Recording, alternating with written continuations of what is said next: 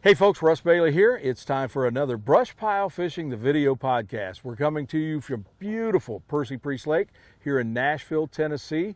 I've got a great guest, as always. Kent Driscoll is going to join us. We're going to talk summertime fishing. Stay tuned. We'll be right back with BrushPile Fishing, the video podcast.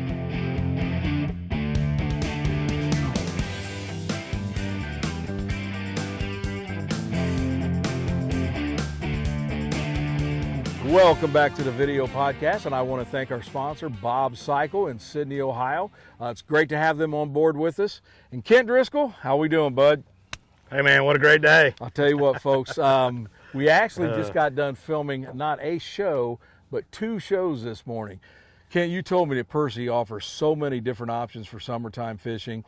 Yep. Our original plan was to come out, throw double jig rigs and get a show. Right. You called me yesterday and said, hey, I think we can get two shows. We can do a slip bobber show with minnows also. And we got them both done this morning. Yeah, I tell you what, the fishing right now is just really, really good. And these fish have pulled out off the bank from, their traditional spawning habitats. They've moved out into like 15 to 20 foot of water. The sweet spot seemed like it was 15 to 18 today. And they're on brush piles and stake beds right now. As we experienced, there's a lot of fish on these beds, and you can catch multiple fish off one spot, which is a lot of fun. Yep. The first show we started out casting two 64th ounce trout magnet jig heads, and then we also had an eye hole jig head on there too, and we paired that up with a 1-inch trout magnet. These black crappie on Priest absolutely love these smaller baits, and they like it falling really, really slow. And I want to stop you right there, Kent. So in my home lake, it's predominantly all black crappie. Okay. And when the water warms up, we're throwing the big baits. I've never downsized like that in the summer for a crappie, but we do that in the winter. We'll downsize, or if we have a big cold front. Right. Today was neat for me because it's the first time I've seen us use something that small for the summertime fishing. Yeah, I mean this 1 ounce or this 1-inch trout magnet, it's just a killer bait. And the colors today was Show Enough, which is kind of the monkey milk color, and then the hot color you had on was cotton candy, which is kind of a bright pink on the back and a light whitish pink on the bottom. And then mid-morning, I switched to gunmetal. Yeah. And once the sun got up, and that gunmetal's got some flake in it, some silver flake and a white tail. And man, we destroyed him this morning. It was unbelievable. And I tell you what it is, these black crappie on these little baits, they suck it in further. And I know you'll see in the video, we hooked a lot of fish, inside the mouth, deep inside their mouth, and right in the top of their mouth. And, that number 4 mustad is a super sharp hook. And, it was just a lot of fun catching those fish. And there were several times we had doubles on too, so that made it fun too. One of the things too, I think, with the smaller bait that helped us today, when we started this morning, folks, the bite was pretty fierce. I mean, it was bam, they were hammering it. As the morning went on, they would still let you know they was there, but it was just a barely tick. They wouldn't chase anything. Right. But you could feel that something was on there. Right. And that's where, like you say, that light bite. Yep. Yeah, that light bite. And, if you think a fish is on there, set the hook. Yeah. Okay. If you feel just kind of a dull tick or just a really light tick, or you see your line move, set the hook. Yep. 9 times out of 10, that fish has sucked it in, and he didn't kill it. He just sucked it in his mouth. And if you'll set the hook, you'll catch a lot of those light biting fish. Sure will. Now, when we did this show today, folks, we're in the last week of June. Water temperature today was about 82 degrees. Kent, I know you said in the spring those fish are going to start moving out here in these deeper brush piles when this water warms up. That's right. Will it be like this the rest of summer? Yeah, it'll be good. And then July, when it gets mega hot, they'll move out a little bit deeper. They'll get in that 18 to 22 to 23 foot of water.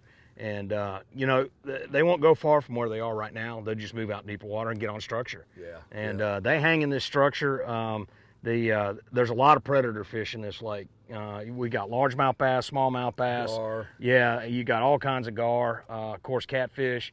And then the hybrids and the stripers in here are pretty prolific, and they're big too. And their favorite food is a crappie. So they hang around this brush because it's kind of a safe place for them. And, another thing too that's kind of going on right now, there's a lot of fry in the water. Yeah. And when you get around these brush piles and stake beds and you see kind of that fuzzy look, That's what that is. That fuzz a lot of time is fry. Yeah. And a crappie, you know, he'll eat his own, but he'll also eat brim fry and yellow belly fry. You know, all these fish are spawning in these brush piles, and that's what makes them so special. And again, they're small. Yeah, They're small. yeah, really small. You got to match the hatch this time of year. Yep. It's funny, when we first had our partnership with Crappie Magnet, and Jeff Smith, I went up to him and I remember telling him, Jeff, the first time I seen some of these baits, I thought, I don't think they're going to catch crappie. And man, it has been like dynamite. And, are you and kidding like me? the one today, Lights out. the one today was incredible. And like you say, double jig rigs. Now, we got the first show done by 8:30 in the morning. We were done. We had a complete show. And we talk about different options here at Percy Priest. We went to something that, Kent, I think we all started out with. Oh yeah. Slip floats, minnows, Right. easy rig. What was so good about that today for you? Man, Russ, it just kind of brings back old memories, like you're talking about, of being a kid and how you, most of us started out fishing with a bobber or a slip float, and man, just pitching it out there and getting to watch that bobber go down and watch those fish bite it, it just brings back just a ton of great memories, you know. And it's fun and it's easy and anybody can do it. That's the other thing. Yeah. You know, with these casting jigs and stuff like that, you know, you got to be a pretty good fisherman. Yeah. But, you know, with a slip float rig and live bait, you know, you just really pitch it out there and just kind of let it sit. You know, every now and then you might twitch it or move it a little bit, but the minnow does the work for you. Yep. And I tell you what, these stand slip floats, the new balsa series that we've been talking about, they're awesome. I mean, he's got a 1/8 size, a 1/4, and a 3/8 in the new balsas, and they're on his website, stanslipbobbers.com. Man, they're awesome, but he also does styrofoam floats. Yep. So if you like styrofoam, they're a little bit cheaper. He's got a whole series of styrofoam floats as well. I personally like the 51 series styrofoam. That's a great float as well. And you know, I use both of them, but I really do like the balsa floats. Yep. And one of the things about the stands, and I'll show you this in a second, folks, is it's got the grommets in the top and bottom. You don't need beads when you're using these slip floats, and I tell you what, they are awesome. They're easy to rig up, and like you say, the balsa worked out real well today for us. Yeah, and you know, they slide up and down your line. Your bait gets down faster, and it stays down there in front of the fish. And you know, a lot of times these slip floats, after you use them a little bit, they'll cut a groove in the bottom of the float in the plastic, and your line will get stuck in there, and it'll quit going up and down. Yep.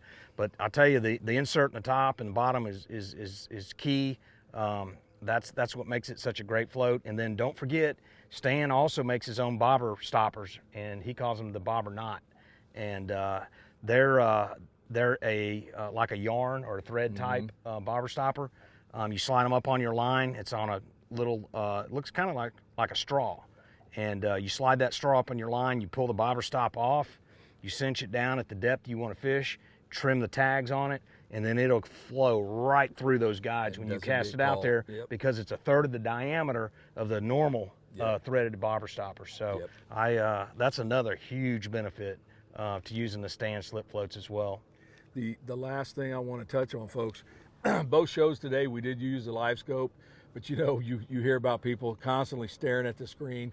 Both shows we used it, but we didn't do that. What we would do if we were casting the jigs, again, Kent, you would normally start out at about 25, 28 feet away. Right. We would get as close as 15, but you could see where they're falling. You know you're going to be in it, and then we were just watching the end of the line, or we were watching the float. But it takes all the guesswork out, and I'll tell you what, we put together a wonderful, wonderful morning to get 2 shows, and it's, you know, 1 o'clock in the afternoon. It's been pretty awesome, and Percy Priest, once again, has made a believer out of it. Yeah, man, what a great day. Dude, it's always good to fish with you, Kent. Enjoyed it, buddy. Folks, I hope you enjoyed it. Stay tuned, because these shows will be coming up soon. I think you'll enjoy both of them. And thanks for joining us for BrushPile Fishing, the video podcast. Bob Cycle Polaris has the deals of the summer. Visit in store September 21st for our open house event. Call 866-303-8182 or visit hitthegas.com to learn more.